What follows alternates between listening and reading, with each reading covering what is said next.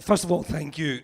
Thank you very much for the organisers to invite us here and share some of the information and work that we do.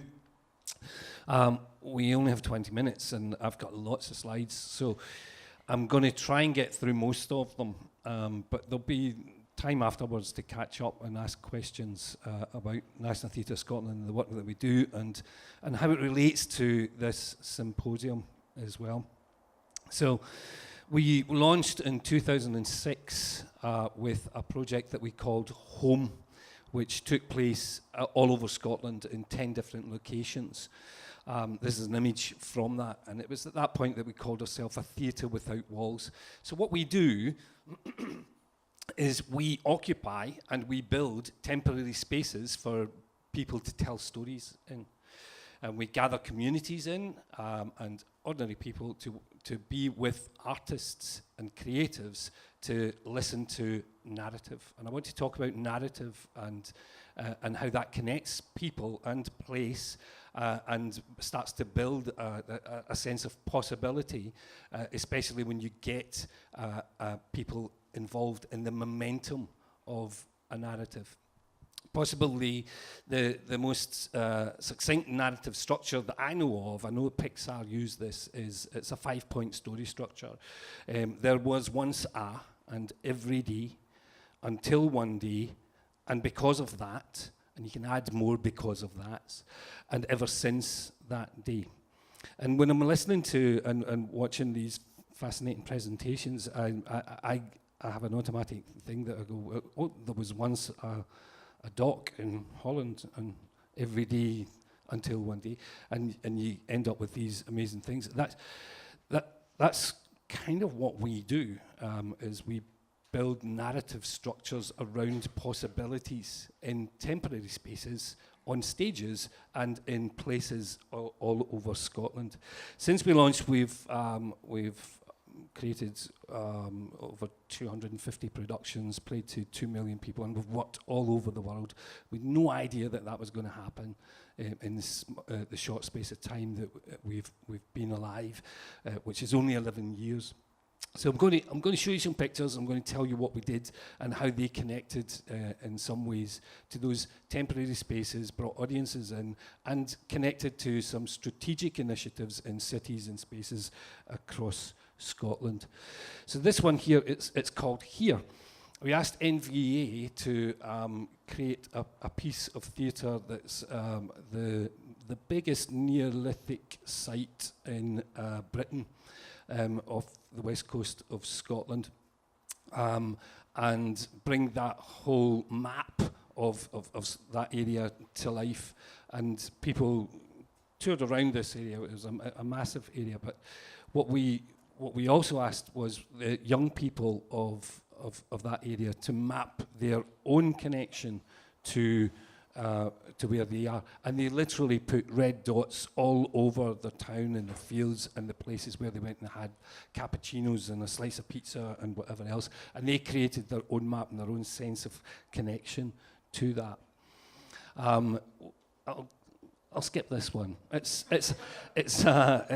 Edinburgh Airport, and we told a story about refugees and what would happen in Scotland if we were living under the same circumstances there. But it was quite fascinating in that it's a building that we occupied that is very difficult to occupy because of all the regulations that you have to adhere to, but we made a piece of theatre in there, and it allowed people to reimagine what that space was for and their journeys around it. I use a lot of parkour in my work.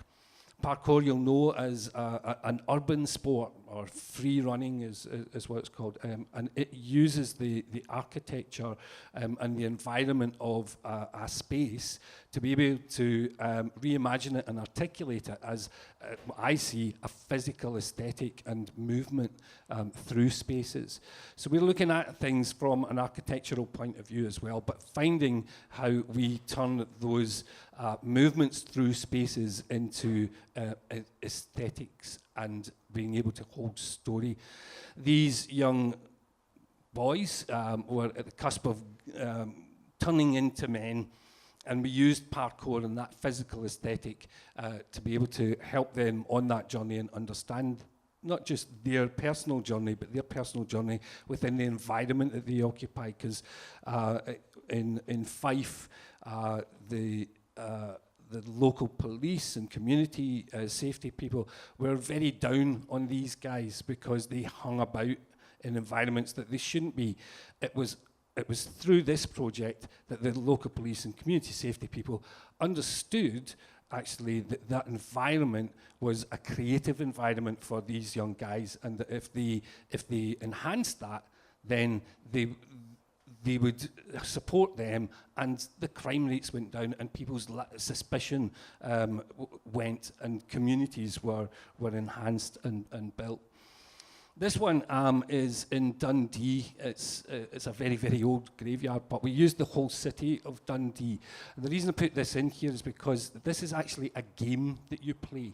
And you could play it live for a short time. It's on an app that you can download on your phone. So what we've created is a virtual environment for people to you can still play this, to wander through the city, and through a soundscape you can reimagine, and there's a palimpsest of stories that come through your headphones, through the app, and there are live interventions that you happen upon in the city, like someone singing in a graveyard, or you order in a cafe and using a secret word that has been phoned through to you on your app. You begin to experience your city in a very different way, and it's got lots of possibilities within that.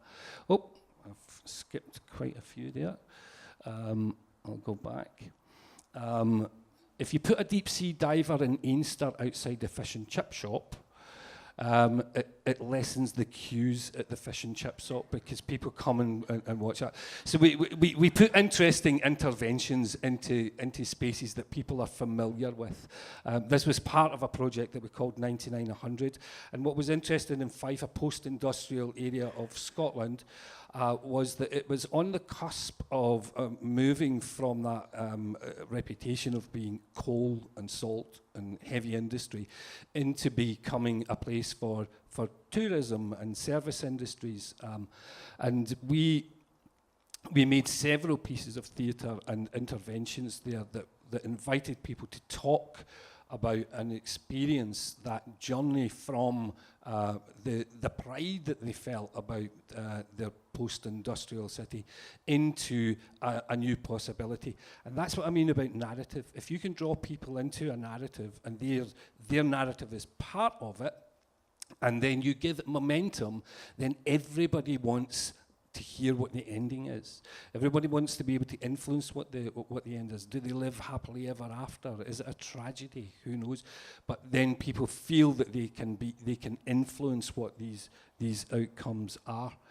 So again, part of the same project, we put telephone boxes in shopping centres, and we did flash mobs in shopping centres, and subverting the purpose of the buildings as were built.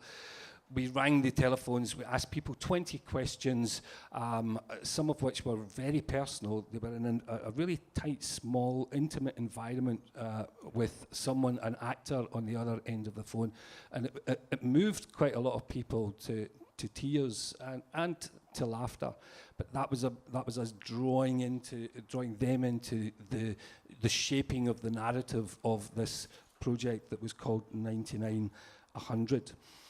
The rotunda just over by at the side of the new media park, the River Clyde. It's an entrance into a tunnel that used to be used by horses and carts to go underneath the old Clyde tunnel. And it lay derelict since the Garden Festival of 1988.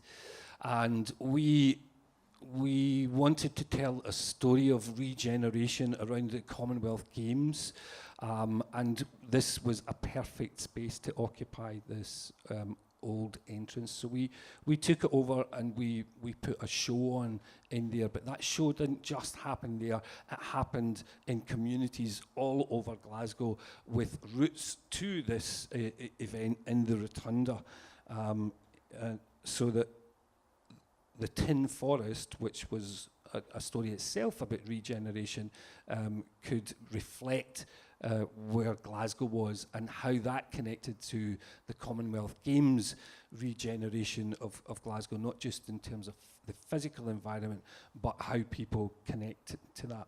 If you put a horse in a community, it shortens the fish and chip shop line, and creates all sorts of curiosities. I just put that in there for a bit of fun because it does draw people in to say, what's this about? What is that? And straight away, when you're telling them a story about what it's about, this was part of Tin Forest. It was Rag and Bone Man collecting old stuff to be able to turn it into new stuff. And lots of people had memories of the old Rag and Bone people coming round the shop and regenerating it. This, again, part of the Tin Forest experience, as is this. So this is what happens when you tell a story. Loads of people who want to be part of that story, they gather in spaces and they occupy them and they make them their own. And what they're doing is they're making the memories and the possibilities for the future there as well.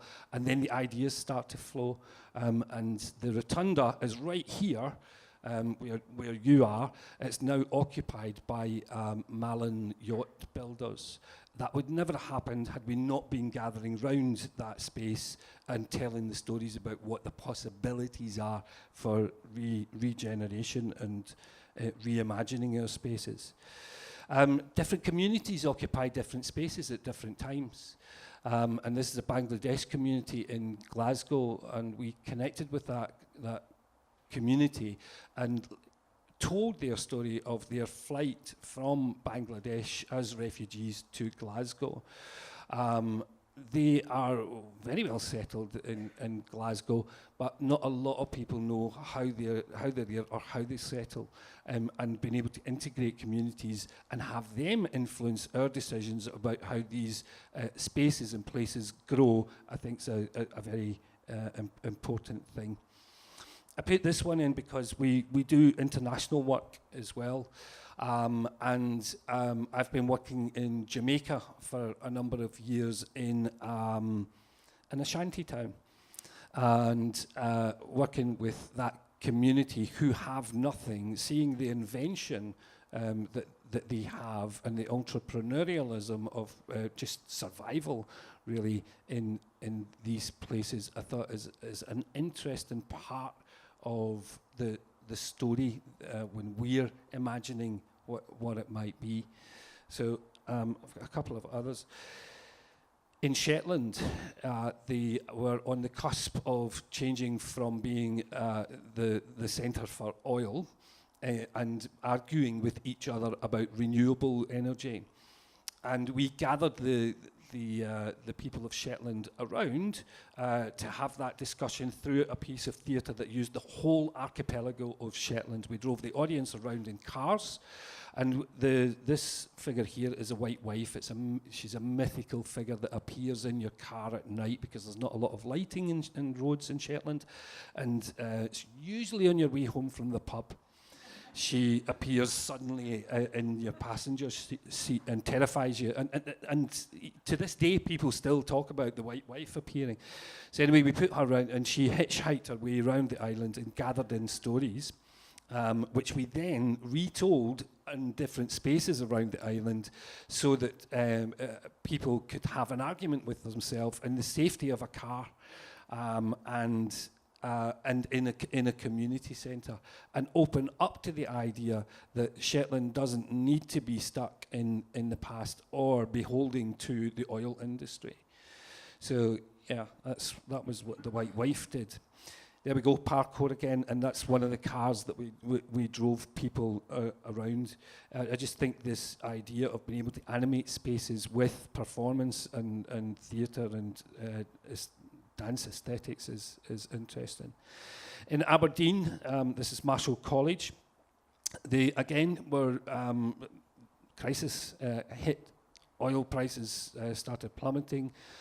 Peak oil's hitting, and Aberdeen has been decimated.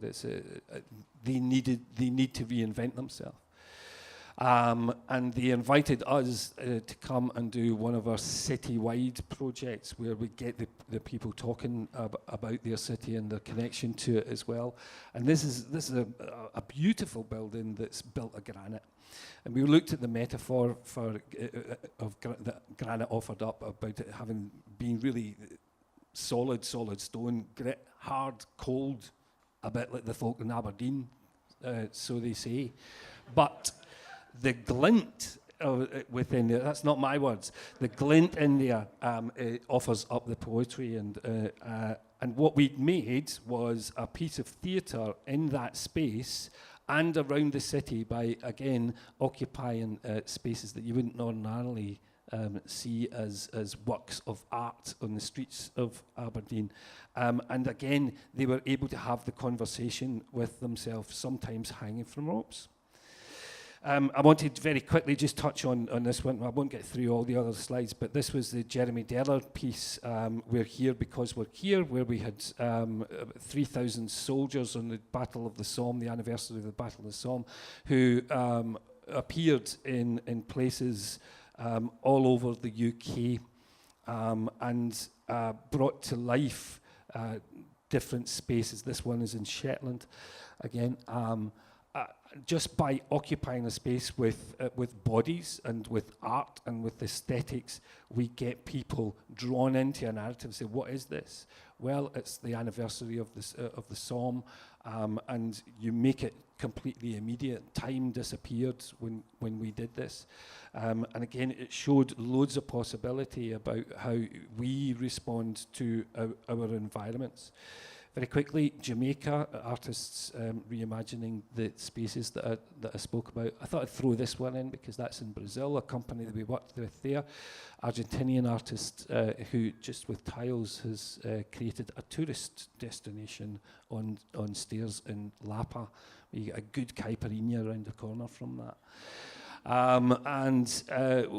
This is an artist from Fife who invited people with our Home Away festival to articulate what their imaginations might be. But I talked about that thing about narrative and drawing people into a narrative with a momentum on it so that we can then see how we would like the stories to end and be able to influence them. Right now, we're doing that up in the canal with you heard about our submarine. The submarine time machine, you can come and see it tonight at 7 o'clock if you have nothing else to do, where we have gathered in lots of stories about the canal, because it was synonymous with fly tipping and shopping trolleys and dead bodies, and that's in Taggart. Taggart's a TV programme that they would often film up in the canal. It's completely transformed.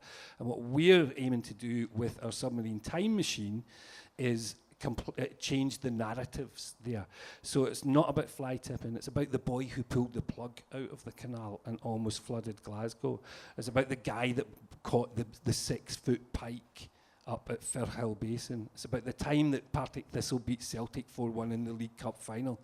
It's about the fairy tree that now we've discovered, and you can go up and you can see the fairy tree, and you can hear about the time the Pufferani was raided of its whiskey and all the miners in Miners Row got drunk and arrested. These are the stories that people are going to remember from that stretch because we're reanimating them. They're all true, including the fairies and the plug. So this is what we do. We go into spaces and in a temporary sense, we work with people to be able to reimagine them and re-articulate what their hopes and aspirations for that space are, and for them to be able to influence what the story should be.